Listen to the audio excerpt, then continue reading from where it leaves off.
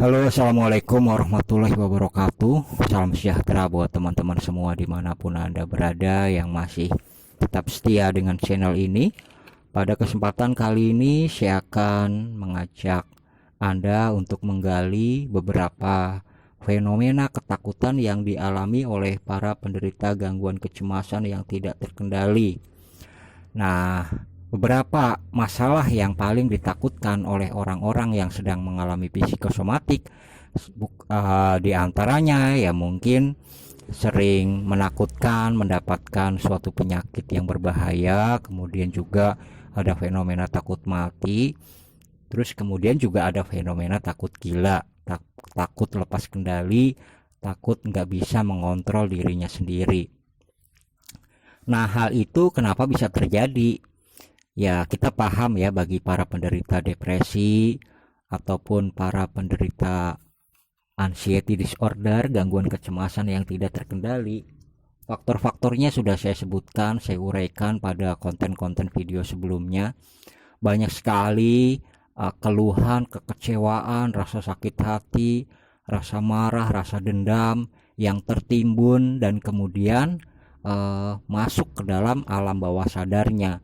Jadi seolah-olah ada gejolak, ada pemberontakan di dalam batin seseorang yang mengakibatkan orang itu sering self talk ya, sering perang batin. Jadi otak sadar dan otak bawah sadarnya saling bertarung. Kadang-kadang kita seolah-olah ada orang lain yang dilibatkan dalam pikiran kita sendiri. Katakanlah kita sedang membenci seseorang yang sudah berbuat jahat, sudah mengkhianati atau menipu kita.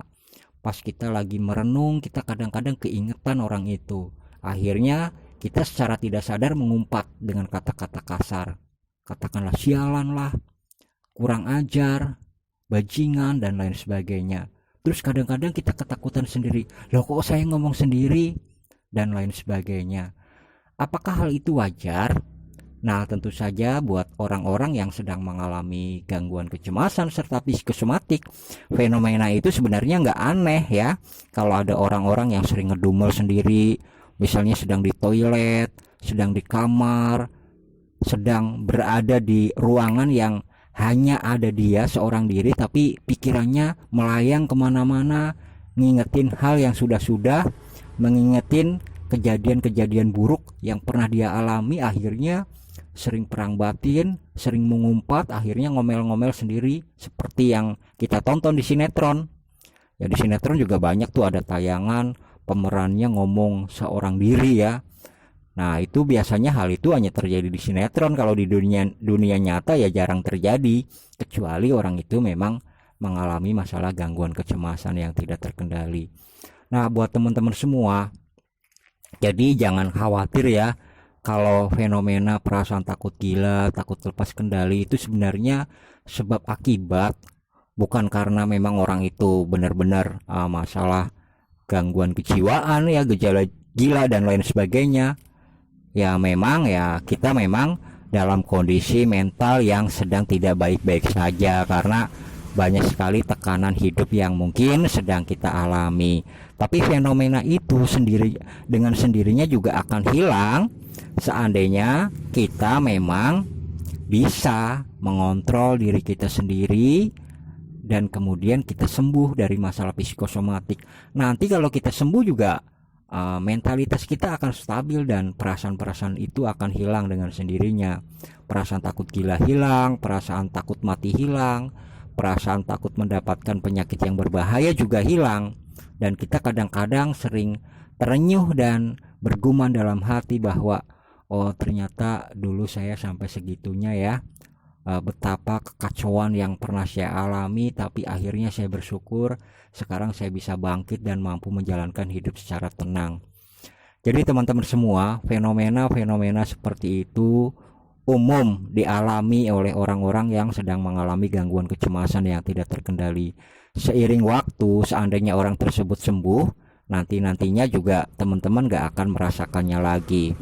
Jadi apa saja yang harus kita lakukan agar perasaan kita tetap bisa mengontrol diri sendiri, agar kita nggak khawatir, takut gila, takut stres, takut hilang kendali. Nah, ada beberapa nilai-nilai, ada beberapa prinsip-prinsip yang bisa kita lakukan. Prinsip yang pertama yaitu satu, fenomena takut gila adalah hal yang wajar dialami oleh orang-orang yang sedang mengalami gangguan kecemasan, depresi maupun psikosomatik. Jadi teman-teman gak usah merasa sedang mengalaminya seorang diri, karena orang lain juga akan merasakan sensasi yang sama ya ketika muncul perasaan marah dan dendam. Jadi poin yang pertama, teman-teman harus sadar bahwa itu bukan fenomena yang aneh ya, fenomena yang wajar, dan nanti akan hilang dengan sendirinya ketika teman-teman sudah sembuh, sudah sehat dari masalah gangguan kecemasan yang tidak terkendali ini. Kemudian poin yang kedua, kita harus sadar bahwa hal itu disebabkan oleh otak kita yang memikirkan hal yang terlalu banyak. Intinya mah deep thinking ya, berpikir berlebihan, berpikir terlalu mendalam. Nah, memang kita sebagai manusia biasa dalam menjalani hidup tentu saja banyak masalah, tapi kita harus mikir-mikir bahwa masalah ini sebenarnya penting gak sih untuk kita pikirkan. Kadang-kadang banyak sekali masalah-masalah yang sebenarnya gak terlalu penting untuk kita pikirkan. Jadi apalagi ya kalau kita sekarang hidup di zaman smartphone ya, setiap orang pasti dalam kesehariannya banyak menggunakan gadget, sering googling, sering mencari apa saja informasi ataupun hiburan dari smartphone. Nah, padahal sisi negatifnya otak kita menjadi kepenuhan. Udah mah kita pusing mikirin kehidupan sehari-hari, malahan kita ngelihat berita-berita baik itu di media sosial mengenai kehidupan orang lain, ataupun berita-berita yang negatif ya, tentang berita kriminal atau berita tentang penyakit-penyakit tertentu atau berita-berita negatif lainnya lah, yang intinya akan membuat hati kita menjadi kotor. Kadang-kadang contoh ya, kalau kita misalnya memiliki masalah latar belakangnya, kita lagi jomblo nih, nggak punya pacar atau nggak punya pasangan, sering dibully orang. Tiba-tiba pas kita lagi main medsos, kita ketemu misalnya ada salah satu teman kita yang sedang melangsungkan pernikahan. Nah, tiba-tiba ada perasaan muncul iri di dalam diri kita, nyes gitu ya, seolah-olah bahwa aduh begitu bahagianya ya orang lain, kenapa kok saya beda sendiri ya, saya nasibnya begini ya gitu. Misalnya ada muncul perasaan seperti itu masuk ke dalam alam bawah sadar kita. Nah, fenomena itu sebenarnya karena otak kita memang terpancing, dan sifat pribadi manusia memang kadang-kadang sering membanding-bandingkan dirinya dengan orang lain. Padahal ya setiap orang sudah mendapatkan jatah kehidupannya sendiri-sendiri dari Tuhan yang Maha Kuasa. Dikasih tubuh sendiri, dikasih nyawa sendiri, dikasih jiwa sendiri. Tapi kita malahan memikirkan kehidupan orang lain, ya kan aneh gitu ya. Kita yang seharusnya hanya fokus kepada kehidupan diri kita sendiri, malahan sibuk mengurusi kehidupan orang lain. Jadinya ya kita otaknya menjadi lelah. Kalaupun kita ingin berbagi kehidupan, berbagi perasaan, ya kita berbagi kehidupan perasaannya dengan orang-orang terdekat aja, dengan sahabat, dengan keluarga, dengan pasangan, dengan anak kita, dengan komunitas-komunitas yang kita kenal secara real. Jangan sampai kita malahan sibuk menjelajahi kehidupan terlalu dalam urusan orang lain, karena banyak sekali sekarang konten-konten di YouTube ya, yang misalnya ngevlog tentang kehidupan keluarga, tentang kehidupan glamor, tentang kehidupan yang mungkin kayaknya indah untuk dilihat orang lain. Nah, kadang-kadang hal itu juga terbersit membuat perasaan kita menjadi iri. Kadang-kadang ada salah satu konten misalnya yang begitu indah kelihatannya, ada seorang anak kecil yang dikasih jajan sampai jutaan, padahal mungkin uang jajannya itu luar biasa, 1 bulan gaji kita ya, tapi bagi orang lain mengeluarkan uang sebanyak itu kelihatannya sangat mudah. Nah, oleh karena itu sifat manusia memang begitu, kadang-kadang sering merasa nggak puas, kadang-kadang sering merasa membanding-bandingkan diri kita dengan orang lain. Ya padahal seperti yang kita ketahui, Kalau kita membanding-bandingkan diri kita dengan orang lain, kita akan selalu merasa kalah, akan selalu merasa kurang, insecure dan lain sebagainya, rendah diri. Jadi teman-teman, kuncinya adalah kita harus fokus dengan kehidupan yang sedang kita jalani. Jangan sampai pikiran kita melayang yang bukan-bukan. Terus kemudian, kalau kita sudah fokus dan bisa mengendalikan diri sendiri, kita menjadi orang yang gak mudah baper ya. Karena kadang-kadang kalau kita terlalu sibuk ngurusin orang, otak kita menjadi lelah, kita dengan sendirinya pikirannya menjadi stres. Nah, salah satu ciri orang yang stres itu gampang tersinggung, gampang marah. Sebentar-sebentar nyolot, sebentar-sebentar hanya dikasih candaan sedikit, langsung emosinya meledak-ledak. Nah, itu sebenarnya bukan artinya orang itu kepribadiannya pemarah.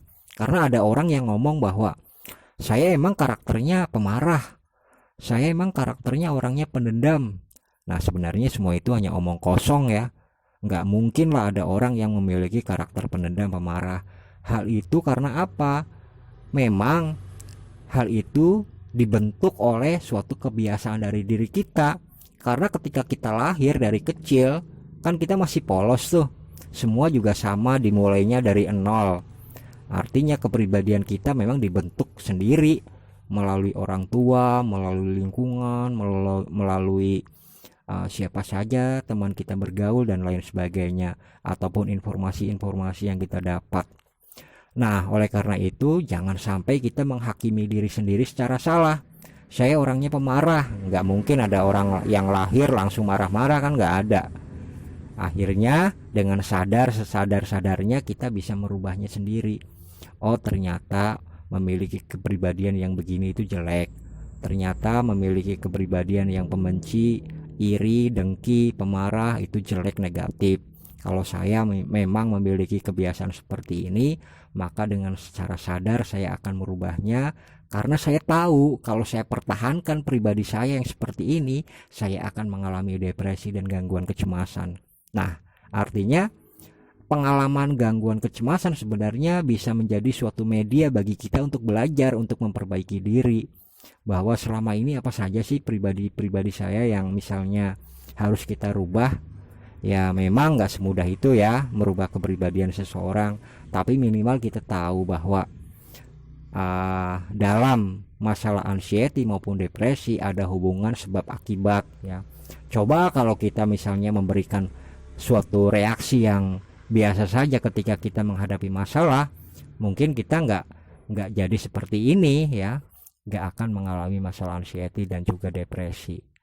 Jadi teman-teman semua, nilai-nilai yang paling penting ketika kita mengalami sensasi takut gila, hal itu memang wajar karena itu juga dialami oleh orang lain yang mengalami masalah psikosomatik. Hal itu ditimbulkan karena pikiran kita yang sedang berkecamuk ya. Jadi alam bawah sadar kita dan alam sadarnya bertarung, seolah-olah ada perang batin. Kemudian solusi selanjutnya gimana sih kalau kita menghadapi fenomena seperti ini? Ya tentu saja kita juga harus sadar bahwa otak manusia itu ada batasannya, memorinya. Kita perlu mendinginkan suasana. Jadi kita bisa mendinginkan suasana dengan ya bermeditasi, mengheningkan diri, mencari ruangan yang kosong, yang sunyi. Jadi kita bisa mengheningkan suasana, menyejukkan batin kita. Ataupun teman-teman bisa pergi ke tempat ibadah untuk berdoa, merenungi diri ya, mendekatkan diri terhadap Tuhan. Banyaklah cara-cara agar kita menjadi tenang.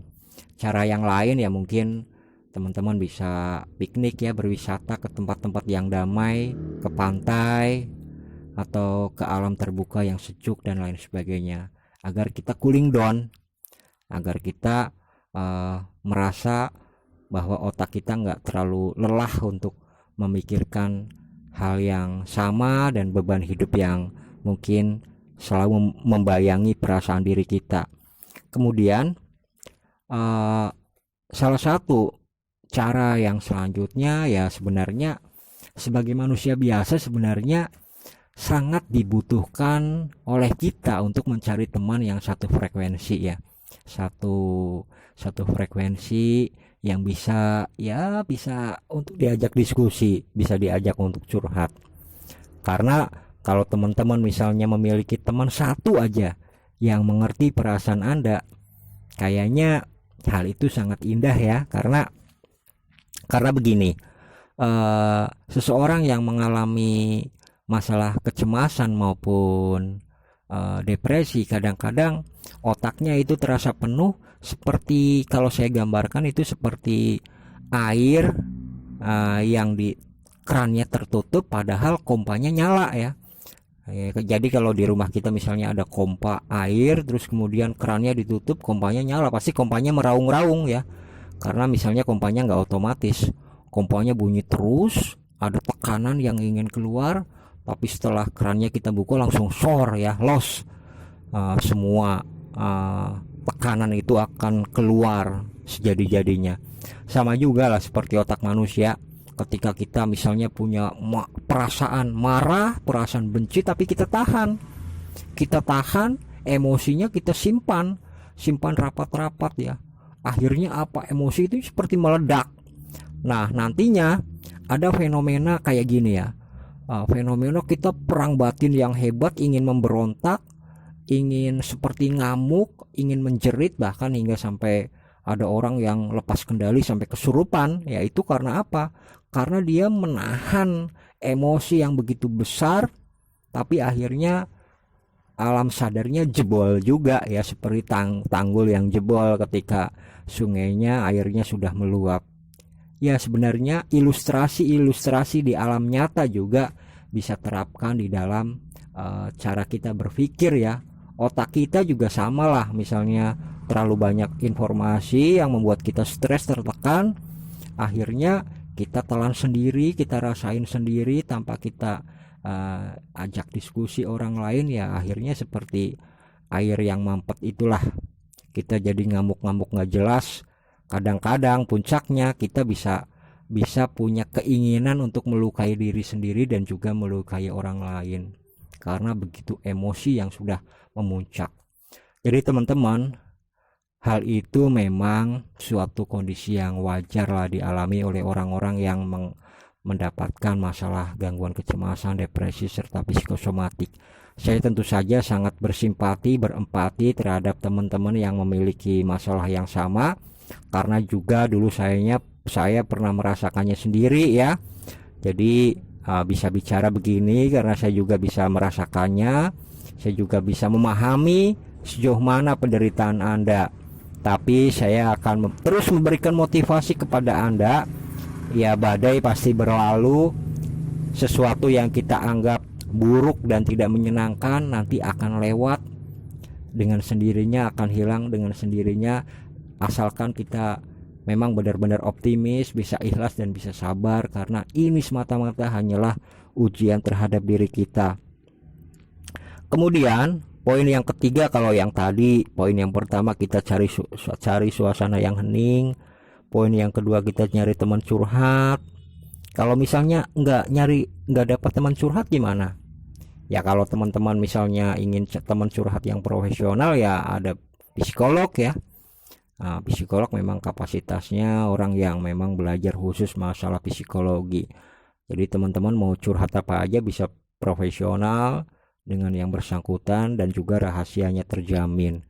Tapi kalau sudah mendapatkan sensasi-sensasi, teman-teman juga bisa berobat ke psikiater, karena psikiater kapasitasnya dokter, bukannya hanya sekedar curhat tapi juga bisa memberikan resep obat. Ya, salah satu contoh obat antidepresan ya, sehingga saraf-saraf teman-teman bisa rileks, bisa santai, dan kemudian bisa mengendalikan diri sendiri. Tapi ya seperti yang dalam konten video saya sebelumnya, hal ini juga bisa kita sembuhkan oleh diri sendiri ya, karena yang kita hadapi itu bukan kuman, bukan bakteri, bukan mikroorganisme, tapi yang kita hadapi adalah gejolak perasaan diri kita sendiri. Ya, tanpa obat juga kita sebenarnya asal bisa menaklukkan diri sendiri, otomatis kita juga bisa untuk sembuh meskipun tidak mengkonsumsi obat. Nah, kemudian Nilai-nilai selanjutnya yang harus kita pegang adalah kita harus punya prinsip bahwa sebenarnya kita itu manusia yang merdeka, ya. Artinya kita itu harus memiliki suatu kondisi mental bahwa kita benar-benar menjadi manusia merdeka. Nah, untuk bisa menjadi manusia merdeka seutuhnya gimana? Maksudnya perasaan seperti itu kadang-kadang ya kita itu mengalami gangguan kecemasan, bukan berarti banyak tekanan dalam hidup aja, tapi juga tekanan ada di dalam diri kita sendiri. Karena ada saja orang-orang yang mengalami gangguan kecemasan sebenarnya stresnya dia buat sendiri. Contohnya ada orang yang memiliki cita-cita yang sangat besar, cita-cita yang luar biasa, mungkin sangat dia idam-idamkan. Entah itu menjadi atlet terkenal yang berprestasi, entah itu jadi seorang pemimpin yang hebat, entah itu memperoleh gelar tertentu. Ada juga orang yang punya cita-cita ingin menjadi orang yang kaya raya, ya misalnya ya. Nah, cita-cita itu sebenarnya nggak salah ya, cuma kadang-kadang orang itu kalau terlalu ambisius malahan berpikir terlalu mendalam. Misalnya dia memiliki konsep-konsep khusus dan akhirnya malahan membuat orang itu stres sendiri. Contoh, ada seseorang yang kepengen bisnis ya. Ya kalau misalnya kepengen bisnis ya tinggal jalanin aja satu persatu tanpa harus banyak mikir. Tapi kalau kebanyakan mikir, misalnya memikirkan modal, memikirkan rekrut karyawan, memikirkan omset penjualan, keuntungan sehari-hari, belum juga dia jalani sudah dipikirin terlebih dahulu. Ya kadang-kadang kita juga belajar bukan hanya dari teori saja, tapi langsung praktek di lapangan. Ya, jadi banyak sekali orang yang cemas karena faktor internal dari dirinya sendiri, yang memiliki sifat kepribadian yang ambisius berlebihan. Bahkan dia sering mendengarkan motivator-motivator atau ikut seminar-seminar tentang kesuksesan. Sebenarnya nggak ada yang salah tentang hal itu, asalkan kita memiliki manajemen kemampuan untuk mengendalikan diri sendiri. Jadi kita harus sadar juga bahwa yang menentukan keberhasilan seseorang itu bukan dari usaha yang dia lakukan, tapi juga dibarengi dengan ya takdir dari Tuhan yang Maha Kuasa. Jadi seandainya kita memiliki suatu keinginan, terus kita memiliki cita-cita dan keinginan itu tidak terwujud, kita juga harus berbesar hati karena kita sudah tahu kuncinya bahwa itu semua atas dasar ketetapan dari Tuhan yang Maha Kuasa. Keinginan yang satu tidak terwujud, mungkin kita bisa memperoleh pembuka jalan yang lain yang kita tidak duga-duga sebelumnya. Tapi kalau kita menanggapinya terlalu serius, ya akhirnya kita malahan mengalami masalah depresi dan gangguan kecemasan.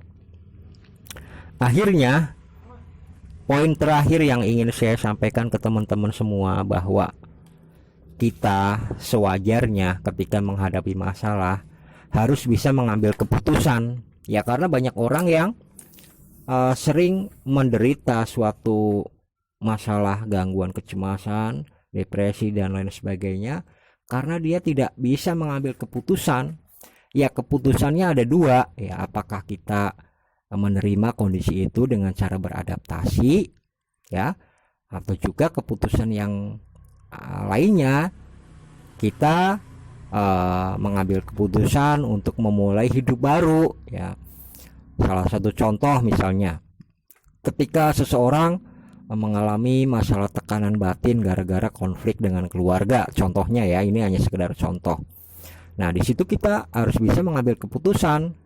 Keputusan yang pertama, apakah kita harus beradaptasi, menerima kondisi yang sudah ada, kita meminta maaf ataupun ya istilahnya rekonsiliasi lah, misalnya berdamai dengan perasaan diri sendiri dan juga berdamai dengan orang lain yang sebelumnya berkonflik dengan diri kita, sharing. Tapi kalau misalnya hal itu tidak memungkinkan dan tidak mungkin terjadi karena salah satu orang misalnya sudah nggak mau komunikasi dengan diri kita, ya kita harus bisa ambil keputusan. Ya buat apa kita hidup di lingkungan yang toksik, lingkungan yang beracun, yang nggak menghargai diri kita. Jadi kita harus bisa mengambil keputusan apakah itu kita misalnya memulai hidup yang baru, memilih suasana yang baru.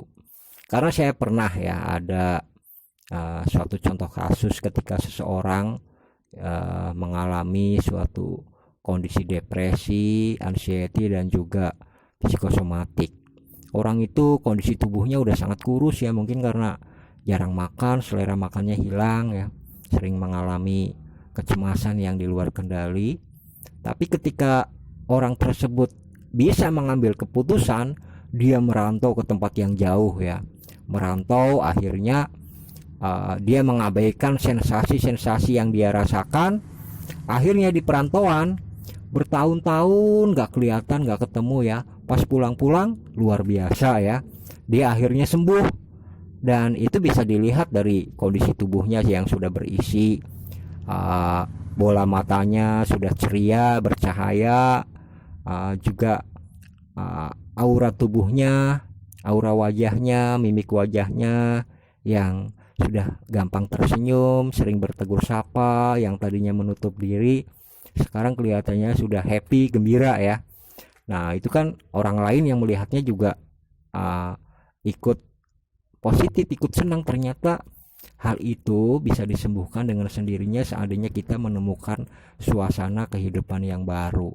Ya kadang-kadang hidup memang terasa nggak enak kalau kita berada di lingkungan yang nggak kondusif, lingkungan berisi dengan orang-orang yang beracun, melecehkan kita, merendahkan kita, dan nggak menghargai diri kita. Ya kita sebagai manusia biasa yang memiliki perasaan tentu saja sangat nggak nyaman tinggal dengan kondisi tertentu ya. Ya memang poin yang harus kita lakukan adalah beradaptasi dengan keadaan. Ya poin ini memang ya gampang-gampang susah, tapi teman-teman kalau sudah bisa beradaptasi, maka dengan sendirinya teman-teman bisa sembuh dari masalah gangguan kecemasan. Salah satu contoh misalnya, ada orang yang berumah tangga, terus dia tinggalnya bareng dengan mertua.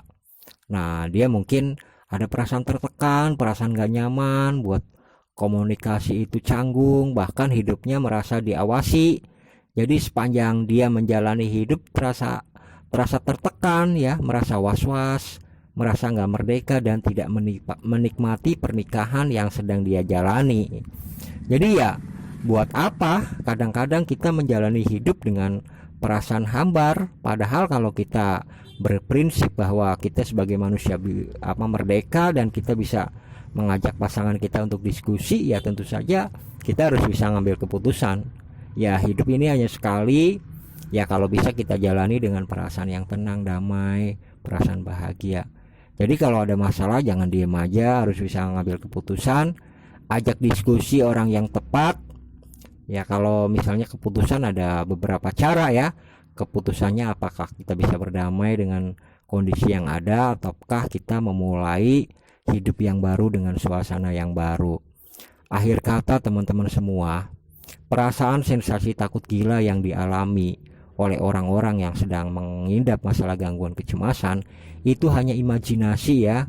Teman-teman gak usah nyari tahu di internet, di Google ataupun medsos ataupun konten-konten YouTube lainnya yang berisi tentang fenomena gejala-gejala gangguan kejiwaan, karena di situ banyak sekali ternyata informasi yang membuat kita takut sendiri. Kadang-kadang sifat manusia itu semakin pintar, semakin banyak ilmu pengetahuannya, hal-hal yang seharusnya positif ya, tapi malahan membuat kita semakin cemas.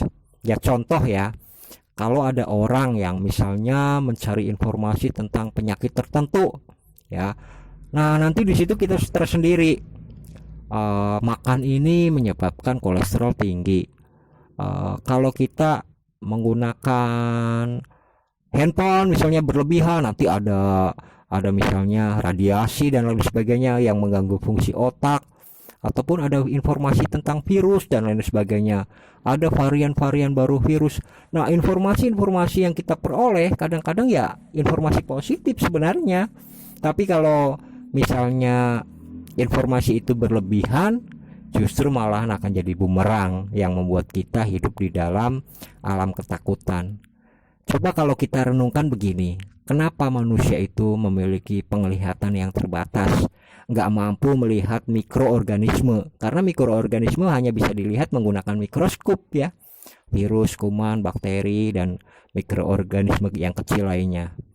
Nah, itu sengaja memang karena Tuhan tidak ingin ya manusia hidup dalam ketakutan. Ya kalau misalnya manusia, coba aja kita bayangkan begini, kita mengambil makanan ya yang ada di meja kita yang kita makan sehari-hari, itu makanan kalau dicek di mikroskop banyak sekali mungkin mikroorganisme. Karena dulu saya pernah waktu sekolah ya, coba iseng-iseng tuh di laboratorium tuh sama teman-teman sekolah waktu SMP ya, ada mikroskop, coba ngetes ada tempe ya, tempe terus saya cuil kan, tempe yang busuk itu kalau dicek di mikroskop, wah banyak sekali mikroorganismenya, banyak sekali hewan-hewan apa ya kecil yang nggak terlihat secara kasat mata.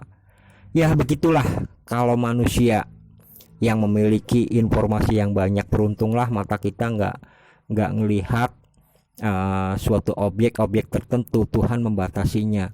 Demikian juga kondisi kita dalam kehidupan sehari-hari, sebenarnya kita bisa belajar dengan fenomena seperti itu. Makanya Tuhan melarang manusia mempergunjingkan orang lain, ngomongin orang lain, dengan tujuan apa? Agar memorinya nggak kepenuhan, agar orang tersebut fokus dengan kehidupan sendiri. Kita dikasih nyawa masing-masing, kita dikasih tubuh masing-masing, agar kita ngurusi diri kita sendiri. Jadi usahakan teman-teman agar bisa sembuh dari masalah gangguan kecemasan yang tidak terkendali. Salah satu contoh yang tadi saya sampaikan, agar perasaan sensasi takut gila lepas kendali itu hilang. Yang kesatu adalah coba cari tempat yang membuat kita perasaannya hening ya. Di situ teman-teman bisa lakukan meditasi atau apapun ya. Ada juga caranya berdiam diri di tempat ibadah ya, teman-teman berdoa, berzikir dan lain sebagainya. Banyaklah usaha-usaha yang bisa kita lakukan agar kita bisa berdamai dan menenangkan diri sendiri. Tujuannya agar otak kita nggak semrawut. Terus yang kedua, teman-teman juga bisa mencari teman untuk diajak diskusi, untuk sharing, untuk curhat. Kalaupun nggak ada, misalnya, ya dulu juga saya ketika dalam kondisi psikosomatik sebenarnya berjuang sendiri ya, nggak ada satupun orang yang saya ajak diskusi. Karena kadang-kadang kalau kita diskusi sama orang yang nggak pernah ngerti tentang psikosomatik, jawabannya ya paling ya kamu kurang iman, kurang bersyukur, lebay, terlalu mendramatisir keadaan dan lain sebagainya. Yang diomongin memang benar ya, cuma kadang-kadang ya jawaban itu saya rasa nggak tepat ya. Saya ada contoh kasus begini. Dulu saya pernah ditelepon oleh seseorang yang sedang mengalami psikosomatik. Kebetulan saya waktu itu belum pernah mengerti tentang psikosomatik dan belum pernah menderita masalah psikosomatik. Jadi ketika dia nelpon curhat ya, curhatnya mengiba bahwa dia selama ini hidupnya takut dengan kematian, bahwa dia dibayang-bayangi dengan kematian. Ya saya sebagai orang awam yang nggak mengerti tentang masalah itu, saya jawab bahwa kamu itu kurang iman, lebay, nggak bersyukur, mendramatisir keadaan dan lain sebagainya. Jawaban ini juga jawaban yang mungkin pasti sama yang disampaikan oleh orang-orang yang nggak ngerti masalah psikosomatik. Tapi kebetulan setelah saya mengalaminya sendiri, saya mungkin akan jauh lebih memahami, akan jauh lebih bisa bersimpati dan berempati ya ketika mendapatkan pertanyaan seperti itu. Jadi buat teman-teman yang mengalami sensasi takut gila ataupun perasaan takut mati, perasaan mendapatkan penyakit yang berat, saya dengan sepenuh hati sangat memaklumi kondisi Anda, sangat memahami, mengerti karena saya sendiri sempat merasakannya bertahun-tahun. Tapi pastikan bahwa hal itu hanya imajinasi, hanya ketakutan yang dihasilkan oleh reaksi dari pikiran kita sendiri. Jadi teman-teman pastikan nggak terjadi apa-apa ya, nggak terjadi apa-apa, semua baik-baik saja dan nanti akan hilang dengan sendirinya. seandainya teman-teman sudah sembuh dari masalah gangguan kecemasan serta psikosomatik. Nah, kalau pengen sembuh ya teman-teman tonton terus video-video yang saya sampaikan, mudah-mudahan cocok untuk diterapkan dalam kehidupan teman-teman semua sehari-hari. Akhir kata saya mengucapkan terima kasih, sampai jumpa dan assalamualaikum warahmatullahi wabarakatuh.